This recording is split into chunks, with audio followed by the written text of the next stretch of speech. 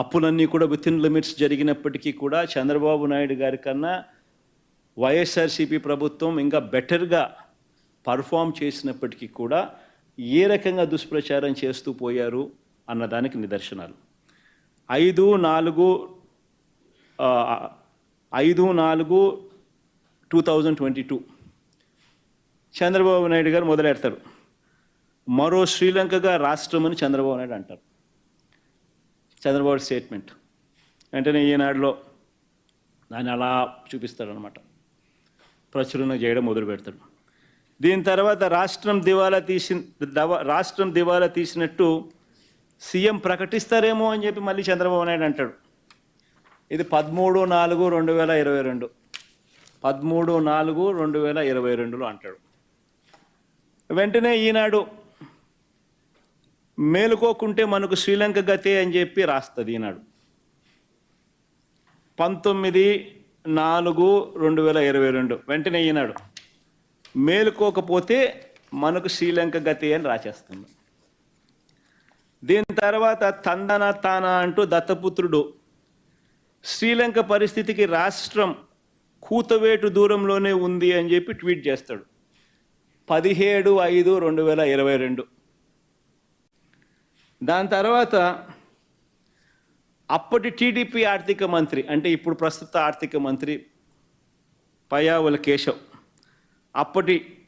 ఇప్పటి టీడీపీ ఆర్థిక మంత్రి ఆ రోజు ఏమంటాడంటే శ్రీలంక కంటే రాష్ట్రానికి 4 రెట్లు అప్పు అని చెప్పి తాను అంటాడు. అది 21/7/2022. దాని తర్వాత మళ్ళీ దత్తపుత్రుడు మళ్ళీ అంటాడు అప్పులతో ఆంధ్ర పేరు మారు మోగిస్తున్నందుకు అప్పు రత్న అంటూ పేరు పెట్టాలని మరో ట్వీట్ చేస్తాడు 17/2/2023. దాని తర్వాత వెంటనే చంద్రబాబు గారు వదినమ్మ గారు బీజేపీలో టీడీపీ నాయకురాలు రాష్ట్రం రుణం 11 లక్షల కోట్లు అని మరొక స్టేట్మెంట్ ఇస్తారు 25/10/2023. చూడండి, డేట్స్ ఒకసారి చూసుకోండి. అంటే ఒక పద్ధతి ప్రకారం గోబెల్స్ ప్రచారం, ఒక పద్ధతి ప్రకారం తీసుకొని పోతారు. అంత కొత్త పాత్రధారులు ఈనాడు, వీళ్ళ మీడియా, వీళ్ళ సోషల్, వీళ్ళ ఎల్లో మీడియా, వీళ్ళ ఇతర పార్టీలో ఉన్న వీళ్ళ తెలుగుదేశం పార్టీ నాయకులు. ఇది సాక్షాత్తు చంద్రబాబు నాయుడు గారు వదినమ్మ గారు. ఇవిడంటది వెంటనే చంద్రబాబు గారు వదినమ్మ బీజేపీలో టీడీపీ నాయకులు అంటారు రాష్ట్రం రుణం 11 లక్షల కోట్లని మరొక స్టేట్మెంట్. ఈవిడ చూసినట్టు ఈవిడకి తెలిసినట్టు స్టేట్మెంటు. ఇది 25/10/2023. మళ్ళా అప్పులపై ఫోరెన్సిక్ ఆడిట్ చేయాలని పార్లమెంట్లో కేంద్రం ఇచ్చిన సమాధానాన్ని అడ్డుపెట్టుకుని వైఎస్ఆర్సీపీ తప్పుడు ప్రచారం చేస్తుందని రివర్స్ ప్రచారం. ఇదంతా కూడా, ఇవన్నీ కూడా ఎందుకు చేశారు? ఇవన్నీ కూడా ఎందుకు? కేవలం ఇవన్నీ చెప్పడం, ఢిల్లీకి పోవడం, రకరకాల ఏజెన్సీలకు లెటర్లు రాయడం, ఇవన్నీ ప్రచారాలు చేయడం ఎందుకు? వైఎస్ఆర్సీపీ హయాంలో వైఎస్ఆర్సీపీకి రాష్ట్ర ప్రభుత్వానికి అప్పులు రాకూడదు, కేంద్ర ప్రభుత్వం సహకరించకూడదు, ఇక్కడ ఏమేమో జరిగిపోతూ ఉంది అన్న భయం క్రియేట్ చేయాలి అని ఒక పద్ధతి ప్రకారం ఇవన్నీ కూడా చేసుకుంటూ పోతారు. ఎలక్షన్ దగ్గరికి వచ్చేసరికి 7/4/2024 ఇంకా ముమ్మరం చేస్తారు.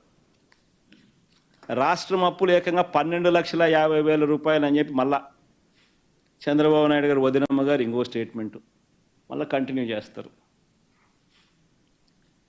దాని తర్వాత ఇంకా ముందుకు పోతారు.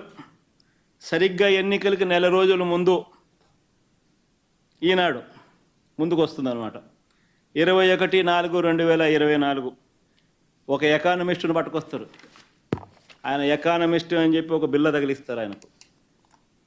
తగిలిచ్చి రాష్ట్రం రుణాలు ఏకంగా 14 లక్షలు అని ఆయనతో చెప్పించేసేస్తారు. చూస్తూ ఉంటే గమనిస్తూ ఉంటే మీ అందరికీ అర్థమవుతుంది. 10 పోయింది, 11 వచ్చింది, 11 పోయి 12.5 వచ్చింది, 12.5 నుంచి ఏకంగా 14 లక్షలకి వెళ్ళిపోయినారు. ఎన్నికలకు అంతా 21/4/24 ఎన్నికలకు ముందు, ఎన్నికల దగ్గరికి వచ్చేసరికి ఒక పద్ధతి ప్రకారము ఒక విషియస్ క్యాంపెయిన్, అబద్ధాల క్యాంపెయిన్. 14 లక్షల రాష్ట్ర రుణాలు ఏకంగా 14 లక్షల కోట్లను ఆయనతో చెప్పించేసేస్తారు. ఈనాడు దాన్ని ప్రచురణ చేస్తాడు పెద్దగా, మిగతా వాళ్ళంతా కూడా దాన్ని అందుకుంటారు. నిజంగా అధికారంలోకి వచ్చిన తర్వాత కూడా మళ్ళీ చంద్రబాబు నాయుడు గారి తప్పుడు ప్రచారం ఆపల, ఇంకా కొనసాగుతారు. ఎందుకంటే అప్పటికైతే ఎలక్షన్లు అయిపోయినాయి. దాని తర్వాత మళ్ళీ ఇంకా చంద్రబాబు నాయుడు గారిని ప్రశ్నిస్తారు. చంద్రబాబు నాయుడు గారు మళ్ళా సూపర్ 6లు సూపర్ 7లు ఇవ్వాల్సి వస్తుంది కదా. ఇంకా సూపర్ 6లు సూపర్ 7లు ఇవ్వకుండా మళ్ళీ ఎగరగొట్టాలి అని అంటే రాష్ట్రం క్లిష్ట పరిస్థితుల్లో ఉంది అని చెప్పి మనం చెప్పాలి కదా. కాబట్టి దాన్ని కొనసాగిస్తాడు చంద్రబాబు నాయుడు. మళ్ళీ ఏంది 10/7/2024 అంటే చంద్రబాబు నాయుడు ముఖ్యమంత్రి అయినాడు, ప్రమాణ స్వీకారం అయిపోయింది, నెల రోజులు దాటిపోయింది. జూన్లోనే ప్రమాణ స్వీకారం చేశాడు. జూన్ 4 ఎన్నికల రిజల్ట్స్ వచ్చాయి. ఇది 10/7/2024 చంద్రబాబు నాయుడు అధికారంలోకి వచ్చిన తర్వాత ఆర్థిక శాఖ రివ్యూ చేస్తూ రాష్ట్రం అప్పులు 14 లక్షల కోట్లు అని చెప్పి లీక్ ఇస్తాడు. అది ఈనాడు వాడు రాస్తాడు, దాన్ని ఈటీవీ వాడు చూపిస్తాడు. దాని తర్వాత 22/7/2024 అంటే ఇది బడ్జెట్ పెట్టాడు. బడ్జెట్ పెడితే ఇవన్నీ వాస్తవాలు బయటకు వస్తాయి కదా, అప్పులు ఎంత ఉన్నాయో తెలిసిపోతాయి కదా ప్రజలందరికీ కూడా, చెప్పక తప్పని పరిస్థితి కదా. కాబట్టి బడ్జెట్ పెట్టాడు. ఎందుకంటే చంద్రబాబు నాయుడుకి ఇంకా కారణాలు కావాలి. సూపర్ 6 ఎగరగొట్టాలి, సూపర్ 7 ఎగరగొట్టాలి. సూపర్ 6 బడ్జెట్ పెట్టి సూపర్ 6 సూపర్ 7కి సంబంధించిన కేటాయింపులు చేయకపోతే ప్రజలు నిలదీస్తారు. కాబట్టి ఇంకా చంద్రబాబు నాయుడు గారు ప్రజలు మర్చిపోయేట్టుగా చేయాలి. కాబట్టి కొనసాగిస్తాడు. 22/7/2024